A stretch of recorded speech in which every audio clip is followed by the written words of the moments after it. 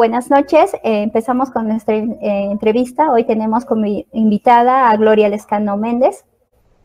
Ella es licenciada en Gestión Cultural de la Universidad de Piura, de la disciplina Historia y Gestión Cultural. Ha desempeñado los cargos en la Municipalidad Metropolitana de Lima, bajo reestructuración de la jefatura de los programas Fortalecimiento de las Manifestaciones Culturales. Asimismo, la dirección del programa Cultura Viva Comunitaria, el cual obtuvo un reconocimiento internacional como buena práctica en la cultura de desarrollo sostenible por la Red Mundial de Ciudades, Gobiernos Locales y Regionales, y su inclusión en el mapa de la Agenda 2021. Ha trabajado en el Ministerio de Educación del Perú como coordinadora de Unidad de Arte y Cultura. Ha ejercido la pedagogía en el diploma, como docente del Diplomado en Gestión Cultural de la Universidad Antonio Ruiz de Montoya. Asimismo, la Escuela Nacional Autónoma de Bellas Artes, Escuela Superior de Arte Dramático, docente en el programa de Gestión Cultural del Museo de Arte de Lima y actualmente se desempeña como especialista en el sector cultura en la oficina de la UNESCO. Bueno, tenemos una pregunta para ti, Gloria, ¿qué te ha motivado a seguir esta carrera de gestión cultural? ¿Cuál fue esa motivación cuando uno va definiéndose qué quiere ser en la vida o como qué quiere desempeñarse? ¿Qué te ha motivado o cuáles han sido tus motivaciones? ¿Nos puedes contar, por favor? Sí, bueno, muchas gracias por invitarme y, bueno, felicitaciones por este proyecto Próximas, que me parece vital, muy importante para nuestro sector, tener espacios para hablar entre mujeres, ¿no? Que trabajamos en el tema de cultura y conversar sobre nuestro trabajo me parece muy importante. Entonces, felicitaciones por eso y, bueno, el mejor de los éxitos para el proyecto. Y bueno, sobre lo que me preguntas, la verdad que fue un poco desde el colegio. Participé en algunos espacios como artísticos del colegio vinculados al teatro. Y también en mi colegio había como mucha actividad artística, cultural, entonces por cosas así de la vida terminamos con un equipo de chicas del colegio organizando estas actividades, ¿no? Porque en el colegio había una figura que se llamaba el Consejo Estudiantil y ahí, digamos, participábamos chicas que queríamos trabajar cosas para el colegio, para el alumnado y tal.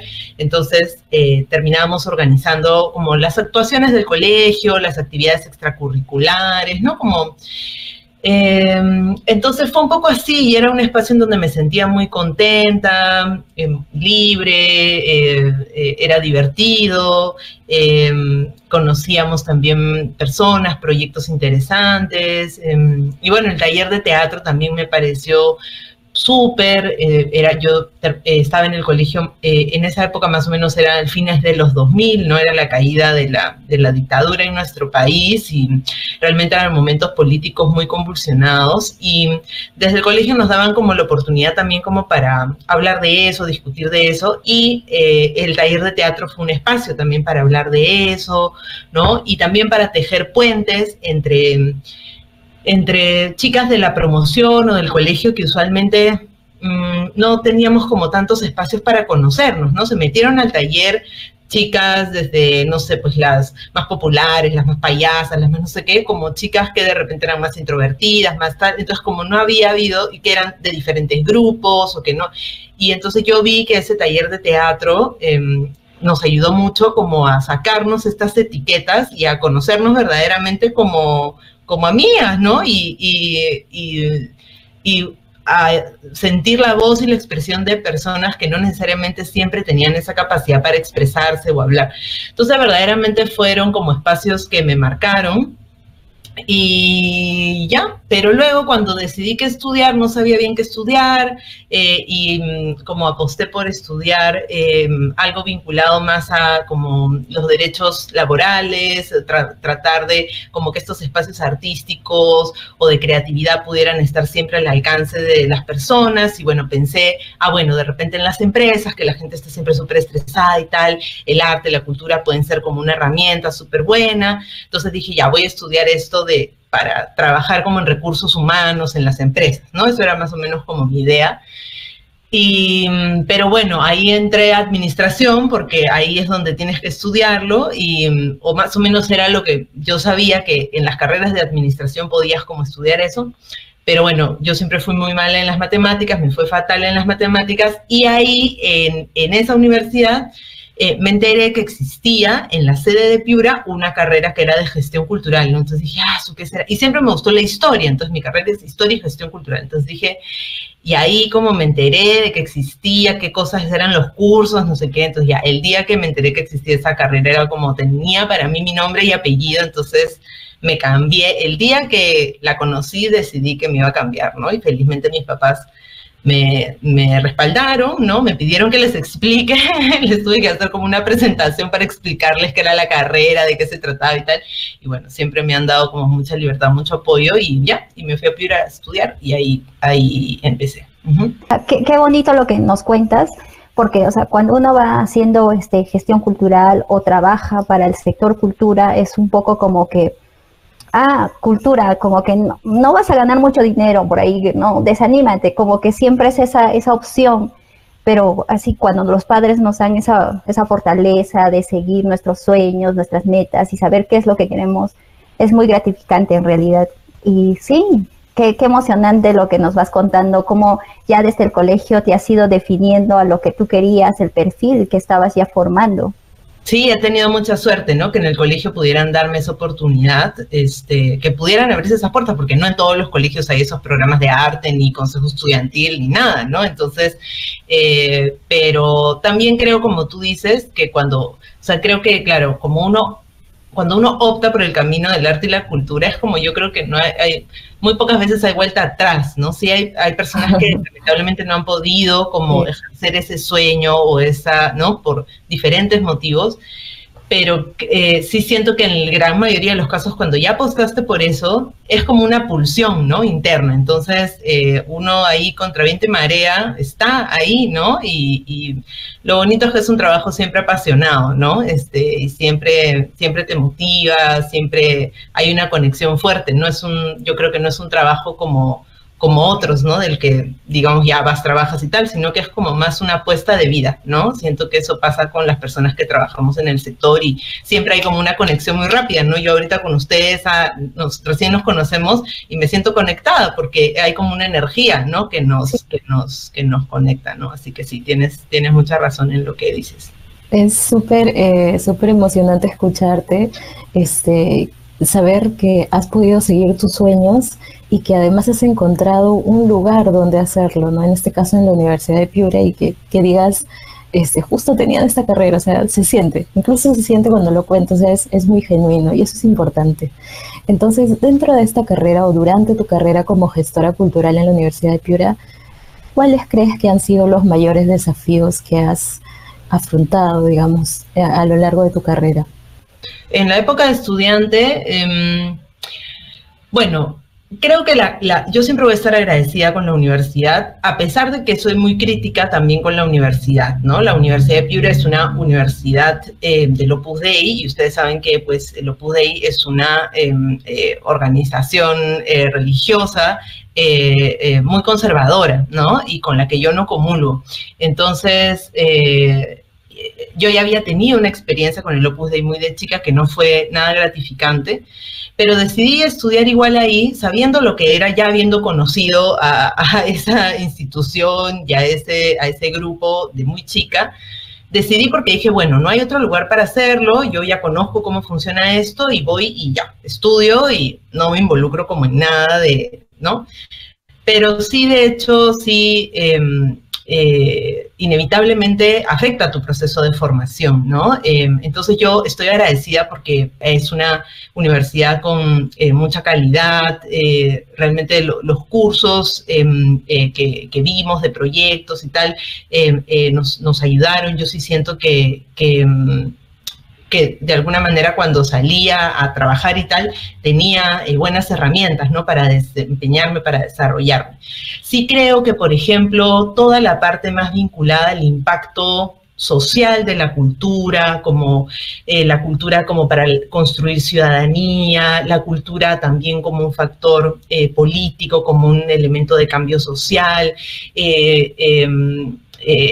digamos, la cultura también como un elemento de disputa del poder, digamos, todo eso sí lo aprendí ya más trabajando, todas esas reflexiones como más políticas, más sociales del ámbito en el que trabajamos, sí las aprendí ya más en mi quehacer, no tanto en la universidad, ¿no? Entonces creo que eso sí fue un reto, ¿no? Porque creo que mucha gente que se dedica al campo cultural ha estudiado carreras de repente como sociología, como antropología, como artes, en donde han tenido como un acercamiento más desde estas dimensiones al mundo de la cultura, ¿no? Que yo no tenía, yo tenía como una visión más desde la gestión. Entonces creo que todo el enfoque como más de este otro lado sí lo aprendí fuera, porque en la universidad por su mismo corte no es un ámbito o un, digamos, un camino que se profundiza mucho, ¿no? Entonces creo que ese es, si me preguntas como un reto, fue ese, ¿no? Como volver a una universidad con un enfoque que yo no necesariamente compartía y poder como sortear ese camino, ¿no? Pero sí, yo agradezco a la universidad y también soy crítica, ¿no? Con su enfoque y, bueno, una cosa no está en detrimento de la otra, ¿no? Así que eso. Y como mujer, es decir, también dentro de la carrera, siempre fue muy equilibrado. Es decir, ¿eran mayormente mujeres las que estaban en la carrera o eran sobre todo hombres? En mi promoción, que fue muy chiquitita, mi promoción éramos creo que 5 o 6 máximo, eran más hombres al inicio.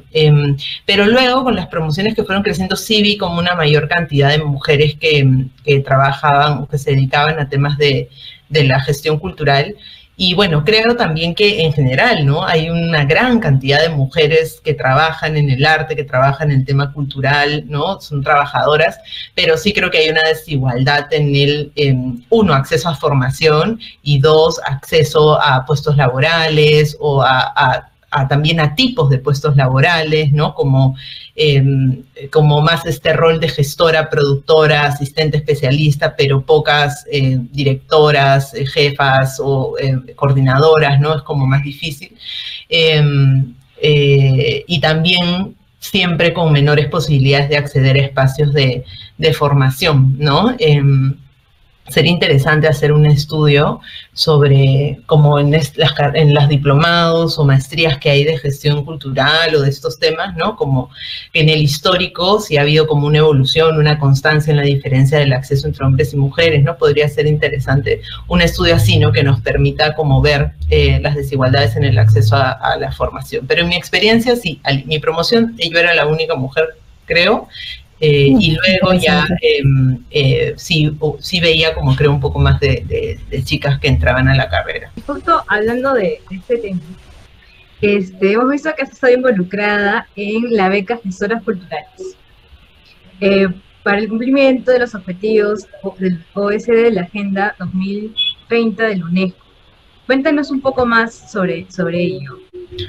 Bueno, esperemos que crezca siempre más, o sea, en este momento es como parte de un intercambio entre la institución donde trabajo ahora, que es UNESCO, y las universidades, ¿no? Los espacios de formación, la Universidad Ruiz de Montoya y el Museo de Arte de Lima. Entonces tenemos como una alianza, ¿no? En donde nosotros apoyamos los procesos formativos de estos dos espacios y ellos, digamos, en retribución a eso o en intercambio a eso, generan estas becas para las gestoras.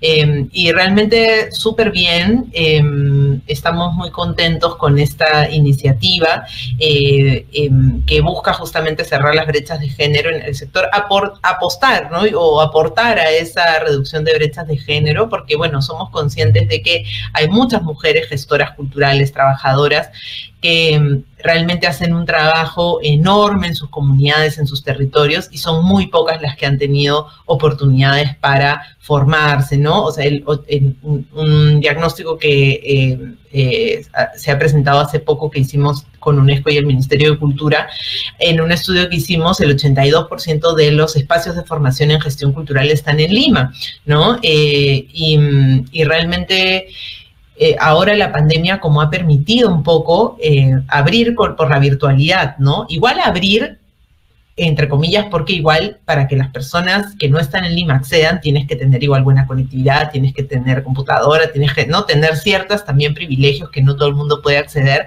pero igual creo que ha permitido abrir, y creo que en muchos casos no hay vuelta atrás, ¿no? Creo que las carreras y los espacios de formación han visto ahí también una oportunidad.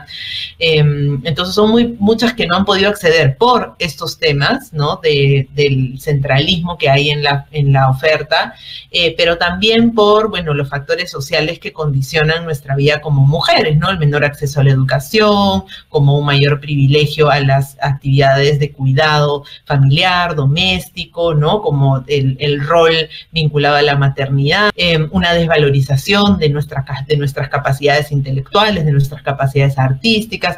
Entonces, un privilegio también a la sexualización, objetivización de nuestros cuerpos, ¿no? Entonces, como un ejercicio del poder muy fuerte sobre nosotras, y eso, por supuesto, que limita ese acceso, ¿no? Y aún con todo eso, las mujeres han seguido haciéndolo. Entonces, hay que dar esa oportunidad, ¿no? Y realmente muy, muy felices con las gestoras que ya han terminado la formación.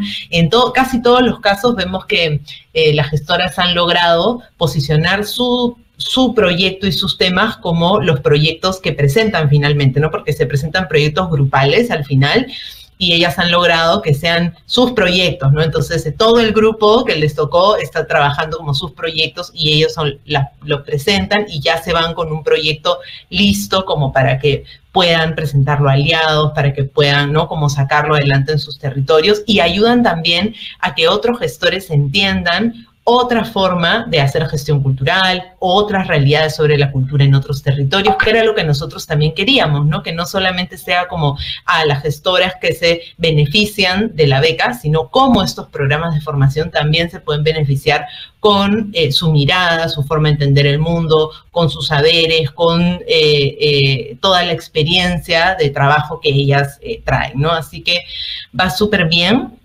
Hasta el momento van, si no me equivoco, 9 o 10, ya no me acuerdo cuántas vamos, y 9 o 10 gestoras que han ganado la beca. Y bueno, esperamos que con la ayuda de más socios, gente que se quiera sumar, universidades que se quieran abrir la puerta y tal, pueda seguir creciendo, ¿no? La beca.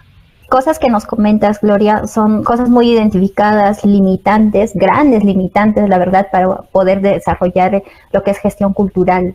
Cuando uno es mujer, está también la valorización económica, ¿no? Cuando tú quieres, sí, postulas, pero los sueldos son más bajos, o como tú dices, la limitante de ser madre no nos permite desenvolvernos tal cual quisiéramos, porque compartimos este horario, esta responsabilidad, pero que no se involucra o no se pierde nuestro trabajo, sino más bien creo que le agrega un valor, porque a pesar que uno es madre, siempre está pues más responsable de las cosas que hay que hacer. Y con respecto a lo que se consigue en gestión cultural, es verdad, estas acciones cambian vidas.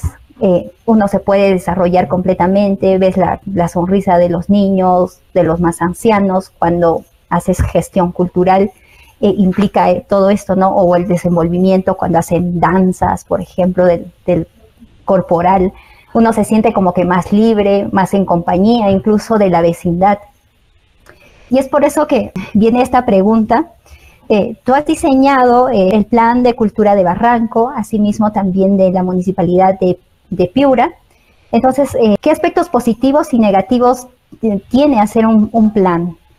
¿Nos podrías comentar o qué realmente importa al momento de hacer un plan?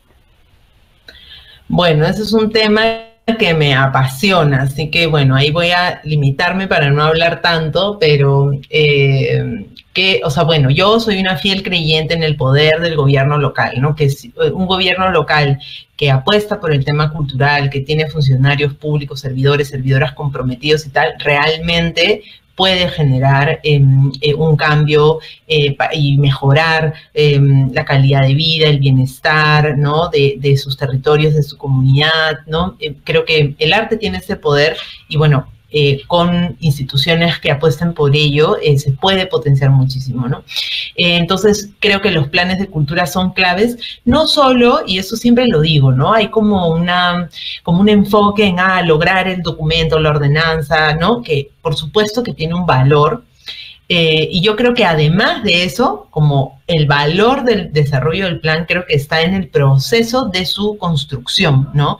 Que no puede ser que, claro, tú me dices, tú hiciste el planta, pero no fue que yo me senté y lo escribí, ¿no? Sino que con un equipo de personas generamos espacios de diálogo con organizaciones, con la ciudadanía, o sea, digamos, espacios de construcción. Entonces yo creo que es lo que surge en ese proceso, ¿no? Como las conexiones que se dan, los diálogos, los encuentros, las reflexiones, las ideas que se van disparando, los conocimientos que hay de un sector a otro, todo ese proceso, ¿no? De cohesión social, de fortalecimiento de las redes, de las organizaciones, de los vínculos, es lo que hace que ese plan luego pueda tener vigencia, ¿no? Porque cuando hablamos de las partes como no tan felices del desarrollo de los planes de cultura, es que siempre hay, bueno, que se apueste por su desarrollo es muy difícil porque es tú sabes que en el plano cultural siempre hay una oda al show, al evento, a la actividad y tal, y se invierte muchísimo, se puede gastar, o sea, lo que te gastas en hacer 3 planes de culturas, te lo gastas en una noche haciendo un concierto, ¿no? Entonces, que los conciertos, por supuesto, están bien y a mí me encantan, lo que creo es que se debe balancear, ¿no? Como generar, sí, actividades y tal, pero también invertir en procesos de institucionalidad de las políticas, ¿no? Que van generando memoria, van generando también mayores oportunidades para los artistas y trabajadores y, bueno, para la sociedad en general. Entonces, uno, que se invierta en hacerlo es ya un tema. 2, otra cosa oscura es que siempre se quiere muy rápido. Entonces, como no hay este proceso para generar espacios verdaderamente que permitan profundizar el proceso de construcción. 3, que demora luego, una vez que se hace, demora el proceso de aprobación, a veces por temas políticos, a veces por temas presupuestales, a veces por temas... Entonces, son procesos que van demorando, ¿no? Por ejemplo, el de Piura que me comentas aún no se aprueba, o sea, no es oficial, está hecho, pero todavía no logra su proceso de aprobación. Y luego, otra fase complicada es la fase de la implementación, ¿no? Y la fiscalización del cumplimiento de ese plan, ¿no? Entonces hay como también a veces desencanto, ¿no? Bueno, trabajamos, hicimos todo esto y al final el plan no se cumple, ¿no? Entonces hay como también una desilusión en el proceso. Pero yo, a pesar de eso, creo que es importante por el proceso que genera, el documento histórico que se plantea, que es una foto de las demandas, de las necesidades del sector en este momento, hay mapeo de las organizaciones, tal, por lo que surge luego de ese proceso y porque, por supuesto, es un instrumento que te permite luego como generar mayores articulaciones, generar mayor inversión, ¿no?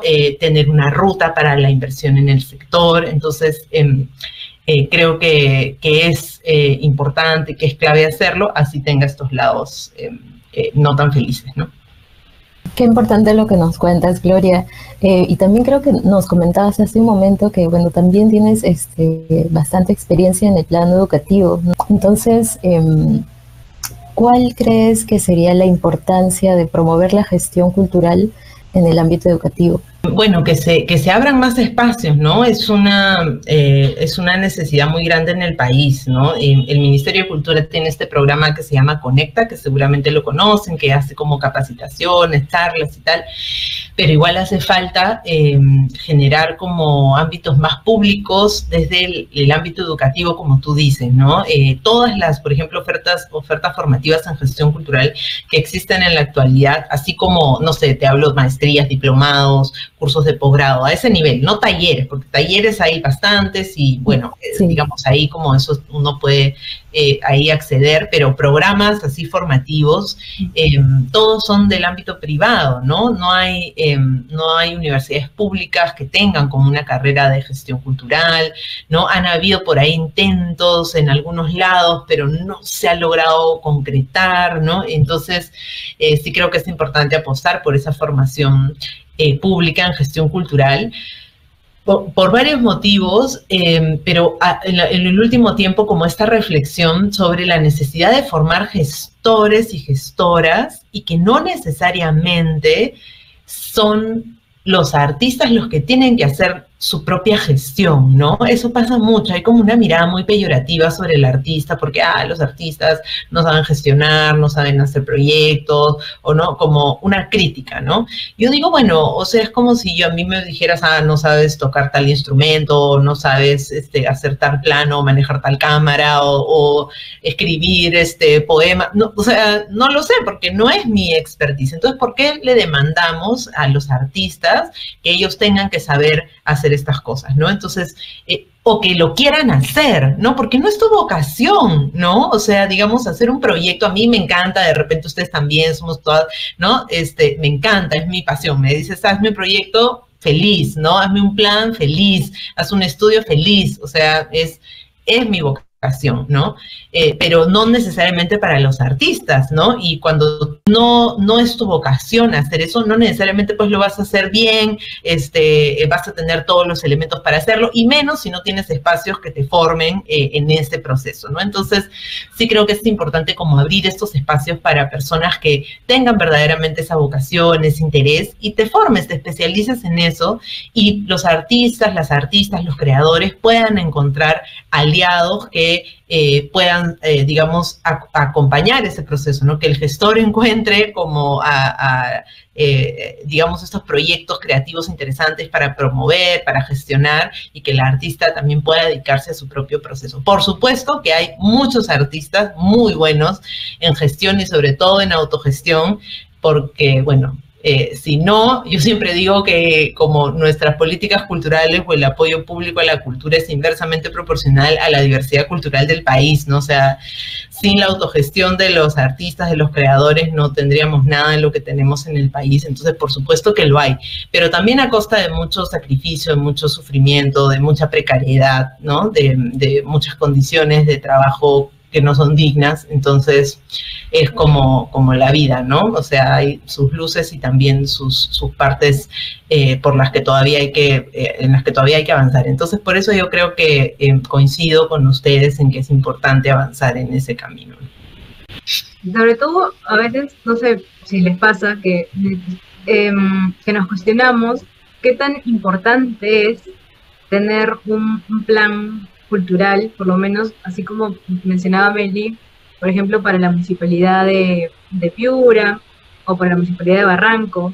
Entonces, ¿tú crees que los planes culturales, en este caso, son importantes para el desarrollo de un municipio, por ejemplo? ¿Y qué es lo que sucede cuando, por ejemplo, ahorita nos acabas de decir que el plan de Piura ha quedado un poco en stand-by, pero, o sea, ese plan tendría que, ahorita después de muchos años, tendría que volverse a reajustar a la realidad actual?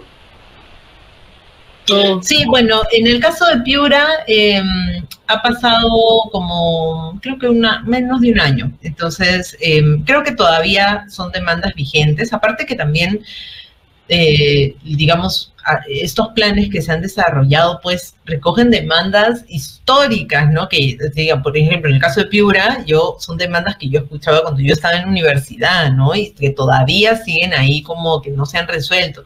Entonces, creo que tienen vigencia porque los problemas siguen vigentes, ¿no? Entonces, y bueno, el de Piura justo agarró la pandemia al medio, entonces lo terminamos en el proceso de pandemia, entonces pudimos como también incorporar algunas estrategias y temas para reducir el impacto de la pandemia, pero bueno, falta la aprobación del mismo, así que sí, yo creo que se deben siempre actualizar, por eso hay como horizontes de tiempo, ¿no? Para los planes, más o menos 4 o 5 años es más o menos el horizonte. Hay otros que han apostado por procesos más largos, ¿no? Otro proceso que estuve involucrada fue en el Plan de Cultura de Huamanga también, y ese, por ejemplo, en Huamanga pidieron que fuera hasta el 2030, ¿no? Es como ya como casi una política. Así que bueno, cada territorio también tiene autonomía para organizarse, ¿no? Puede ser que la teoría de planificación estratégica te dice que ya una política sí es de 10 años y un plan es de 5, pero bueno, finalmente si el municipio quiere hacer su plan de 10, se hace, ¿no? O sea, no más allá de lo que la teoría te pueda decir. Así que bueno, hay diferentes formas y bueno, ahí se van poniendo sus indicadores, la forma de medirlo, ¿no? Para poder ir viendo cómo se va actualizando y cómo se va transformando también la realidad, ¿no? Sí. ¿Tú cuál consideras que ha sido tu proyecto más exitoso?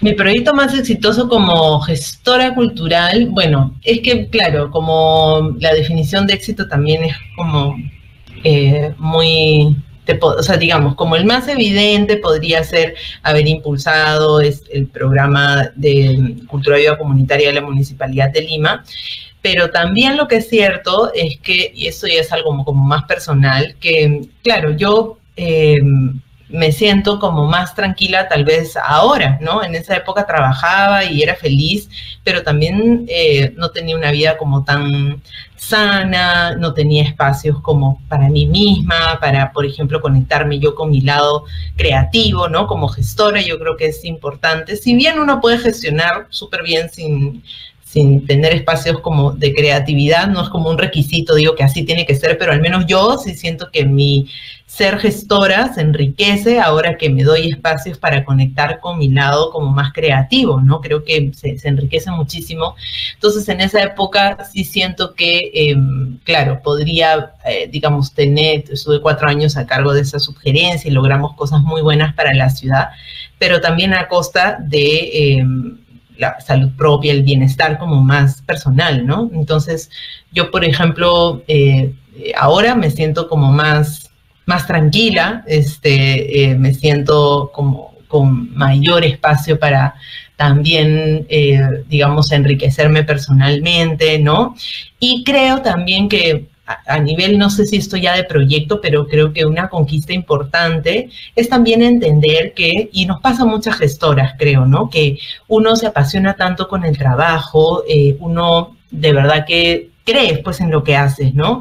Y de alguna manera también ser gestora cultural y estar comprometida con la cultura del país como que te empieza a ser como una parte muy importante de tu identidad, ¿no? Que está muy bien. Pero en mi caso, en un momento como que se volvió como el centro de mi identidad, ¿no? Entonces, como, claro, que yo era valiosa en tanto, era una buena gestora, ¿no? Entonces creo, y eso, claro, te genera como mucho estrés, mucha ansiedad, siempre tener que estar como rindiendo al 100%, no equivocarte, ¿no? Porque, claro, si eso se resquebraja, ya ¿qué valor tienes? ¿No? ¿Quién eres? Y nos pasa mucho eso a las gestoras, ¿no? Por este nivel de compromiso que tenemos. Y creo que una conquista personal para mí es saber que así yo me equivoque y haga mal los planes de cultura, no me salgan bien los procesos participativos, no logre financiamientos para los proyectos, igual tengo un valor como persona, ¿no? Y que ser una gestora cultural, si bien es algo que disfruto, ¿no? Es solo una parte de quién soy, no es todo, ¿no? Entonces sí creo que es algo de lo que me siento orgullosa, si me preguntas sobre el éxito, ¿no? Estamos de acuerdo contigo, me parece, nos resuena bastante lo que dices, ¿no? Como que a veces pensamos que si fallamos en algo, entonces, pucha, ya esto no, nos sentimos mal, como si estuviéramos un poco fusionadas con el proyecto, ¿no? Me hizo acordar que de lo que nos decía Elizabeth durante una de las clases del diplomado, ¿no? Esto de no hay peor gestión que la que no se hace. No creo que es importante darle con todo al proyecto, al sueño que tengamos, y si no se puede, ok, tratamos de otra forma, pero eso, ¿no? Seguir adelante. Súper, y por eso es súper importante que hayan sacado este proyecto ustedes. Y también algo importante, creo, es que no considerar un fracaso. Por ejemplo, ustedes hacen próximas, ya funcionó bien 4 meses, 5, y luego ya decae, una no puede, la otra, ¿no? Y bueno, ahí quedó el proyecto. Entonces, una siente fracasé, no funcionó el proyecto, ¿no? Y una, como mujer, nos han incorporado la culpa, ¿no? Y tal. Entonces, claro, uno siente que ya, si el proyecto no duró 10 años y se volvió el referente en el sector de las mujeres y tal, ya no, fracasó, ¿no? Y yo creo que el que lo hagan, el que lo saquen adelante, que se hayan juntado, hayan estudiado juntas y estén empezando a hacerlo, es ya algo súper valioso, ¿no? Y el proceso de aprendizaje, de hacerlo juntas, o sea, de que sean mujeres, todo eso tiene un súper valor. Entonces, denle hasta donde dé, ¿no? Y siempre, claro, la idea es que sea sostenible, que crezca, y yo les deseo todo eso, ¿no? Solamente como no tener eso, que sea como algo que las estimule y no algo que las condene, ¿no? Es como eso, pero me parece súper, ¿no? Que hayan arrancado, y como tú dices, que no hay peor gestión que la que no se hace, y que lo estén sacando adelante, ¿no? Muchas gracias, Gloria, la verdad, sí. Muy lindo. Y también lo vive cualquier persona de determinada profesión, sí, es verdad, nos afecta mucho cuando un trabajo no sale o se queda en mitad del camino, dices, te pones a pensar, fue mi culpa, etcétera, ¿no? Pero sí, qué importante, pero eso es a nivel personal. Pero cuando trabajas con personas o las personas dependen de ti, ¿cómo haces para fomentar ese proyecto y se vuelva sostenible a lo largo del tiempo? Y como tú dijiste hace un momento, se desilusionan las personas. ¿Cómo trabajas con esa desilusión de más personas también que también te afectan a una como gestora? Sí, bueno, creo que como poniendo también las expectativas claras desde el inicio, ¿no? Y creo que eso ayuda mucho. Por ejemplo, los procesos que ustedes han aprendido de gestión cultural ayudan mucho a ir como definiendo poco a poco cómo puede ir avanzando una propuesta, ¿no? Sabemos que siempre queremos, pues, plantear proyectos de alto impacto y pero como ustedes saben, cuando uno hace el proceso de diagnóstico, va mirando, va evaluando, los proyectos se van transformando, y algunos podrán crecer en impacto, y otros, no por hacerlo más pequeño al inicio, significa que esté perdiendo en importancia. Al contrario, significa que está generando un proceso real, ¿no? Y que va a poder avanzar. Entonces, creo que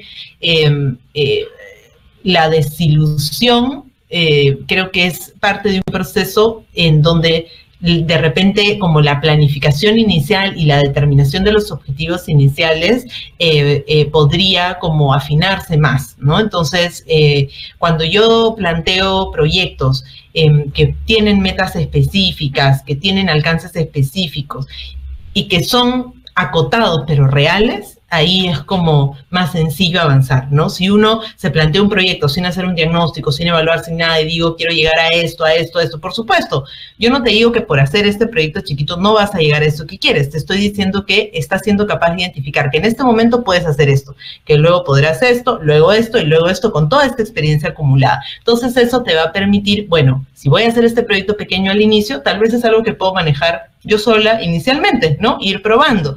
De repente luego me junto con alguien más para algo específico, necesito ayuda, no sé, en las redes, necesito ayuda para algo puntual. Luego voy creciendo y poco a poco uno va creciendo y viendo cuáles son sus verdaderas posibilidades, ¿no? Y eso nos permite manejar las expectativas con el equipo y con una misma también, ¿no? Es todo un proceso que hemos estado viendo durante el diplomado también, ¿no? Cómo va cambiando y cómo ya, mientras que realizamos el propio proyecto, también va a ir cambiando, ¿no? Y siempre irse adaptando a ese cambio, ¿no? Exacto. Porque si nos quedamos rígidas en algo, ya, probablemente muere pronto, pero hay que ir cambiando. Volviendo un poquito a las políticas culturales que nos mencionabas, ¿cuál dirías que es la incidencia de las políticas culturales en el rol que ejercen las mujeres en el sector cultural, que laboran en el sector cultural? Creo que hay muy poco avance en ese sentido, ¿no? Si bien son muchas las mujeres que trabajan en el sector cultura, las políticas culturales para reducir las brechas de género en nuestro sector si hay, no las conozco. Entonces, hay como, más creo yo, como desde el sector de la sociedad civil, sí hay como colectivos de mujeres, artistas organizadas que generan sus propios proyectos, buscan sus propios fondos y buscan incidir también en las políticas públicas, ¿no? Y bueno, ahora justo por mi trabajo también estamos trabajando un plan de recuperación de las industrias culturales y artes con el Ministerio de Cultura, y este plan ha aprobado unos lineamientos en julio y tiene un lineamiento que se ha logrado sacar de reducción de brechas de género en el sector cultura, y ese plan va a tener algunas estrategias y tareas específicas para reducir estas brechas, ¿no? Que no solamente abarcan a las mujeres, sino también, como saben, el género tiene que ver también con la comunidad LGTBIQ+, entonces son propuestas y proyectos que van a ir como directamente a atender y a reducir las desigualdades en estas comunidades, ¿no? Entonces ese va a ser un avance, pero al momento hay muy poco, ¿no? Hay algunas iniciativas también de sociedad civil interesantes, como el Festival de Cine Hecho por Mujeres, que de repente han escuchado de ese festival, o hay también la AMA, la Asociación de Mujeres Audiovisuales, ¿no? Bueno, diferentes colectivos, organizaciones. Justo también Fabiola Reina acaba de publicar su tesis, que creo que va a ser, ya sacó un libro sobre, creo que es como, no sé si es un diagnóstico o es la realidad, o un estudio sobre las mujeres en el cine peruano. Entonces creo que hay cada vez más pequeñas iniciativas de mujeres, tanto independientes como en colectivo, pero hace falta que tanto la academia avance en investigar, en avanzar en ese camino también, en formar también, y el Estado avance en la construcción de políticas, ¿no? Bueno, y espero que con este plan de recuperación sea un primer paso interesante. Nos hablaste hace un rato sobre el plan que actualizaron el de Piura, que lo actualizaron de acuerdo a la pandemia. Justamente la pregunta va a qué retos supone hacer planes o hacer cultura durante el contexto de la pandemia y la virtualidad.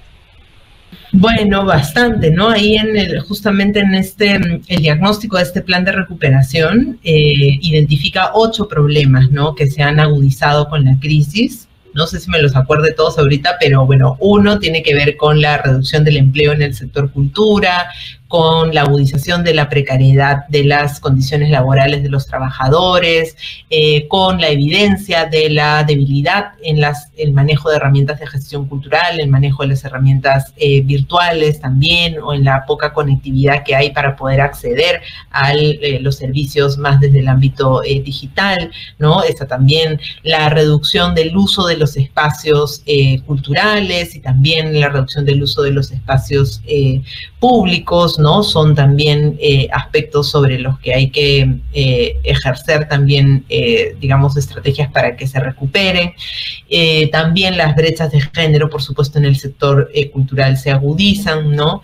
Y también las desigualdades en general, ¿no? No solo por temas de género, sino también, como sabemos, hay desigualdad, por ejemplo, en el ejercicio de los derechos culturales en la población, por ejemplo, indígena, o en la población afroperuana, o en las personas que tienen algún tipo de discapacidad, o en la población migrante, ¿no? Entonces, todos aquellos grupos que, digamos, en un terreno como normal tenían una fragilidad en el acceso y en el ejercicio a sus derechos, en cultura, la pandemia pues lo agudizó, ¿no? Entonces, creo que estas son algunas de las problemáticas.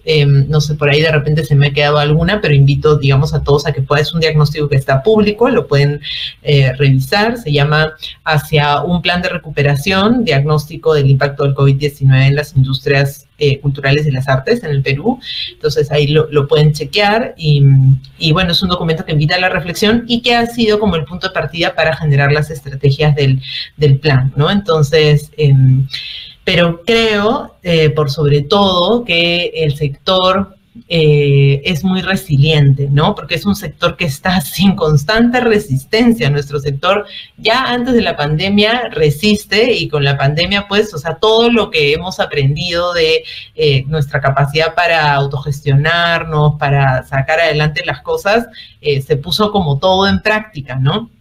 Y también creo que algo que funcionó mucho fue como esta capacidad del sector para también dialogar, articularse, presentar demandas, propuestas, ¿no? Hubo como una efervescencia de espacios de diálogo que creo que fue muy importante, y que solo demuestra como esta capacidad de resistir que tiene la cultura en las condiciones más adversas, más difíciles.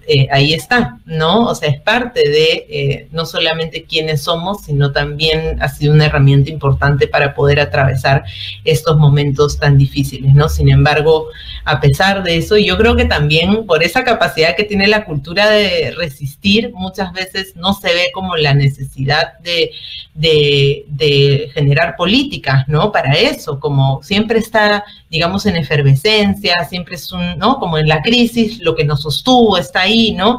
Y sin tener como una institucionalidad, unas políticas fuertes, sólidas que lo acompañasen. Y aún así la cultura estuvo en primera línea y respondió, ¿no? Entonces, es tan fuerte esa capacidad, esa resiliencia del sector, que a veces puede como no necesariamente evidenciar que hay una necesidad, ¿no? Por eso es que no se le da importancia, porque siempre es algo tan innato a nosotros, ¿no?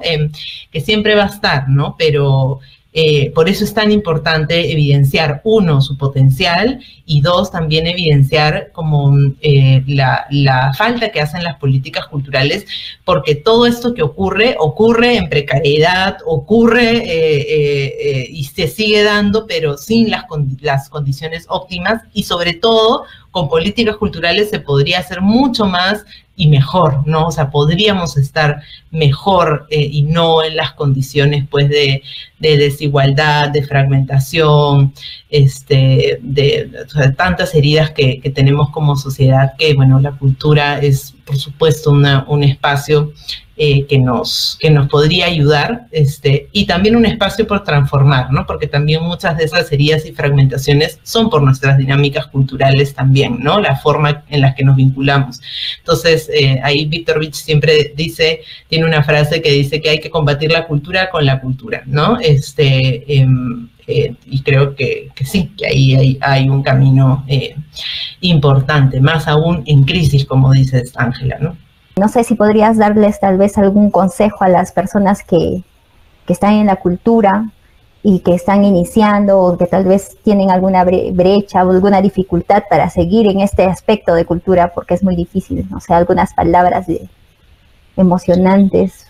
O sea, yo lo que creo es que quienes siguen intentándolo y están ahí, o sea, van a seguir. Así que lo que yo les diría es que sigamos, ¿no? Y nos encontraremos y seguiremos desde la cultura apostando por lo lúdico, por la belleza, por la poesía, ¿no? Por eso que nos hace humanos, ahí nos conectamos. Entonces eso, les diría eso, que ahí seguimos y ahí nos vemos. No se me ocurre más, porque siento que siempre nos vamos a encontrar, ¿no? Así como, mira, nosotras, gracias a la iniciativa de ustedes, nos estamos encontrando, ¿no? Y este programa que ustedes están haciendo va a ayudar a que las reflexiones de todas nosotras se puedan compartir también, ¿no? Y le resuenen a alguien más. Entonces, ahí yo siempre digo, la cultura ahí nos va haciendo encontrarnos, así que eso, la cultura nos encuentra, así que vamos a seguir, no hay de otra. Bueno, Gloria, muchas gracias por tu participación. Todas estas palabras que has compartido con nosotros nos da mucho que reflexionar. Muchas gracias. Muchas gracias por invitarme. Muchas gracias. Muchas gracias.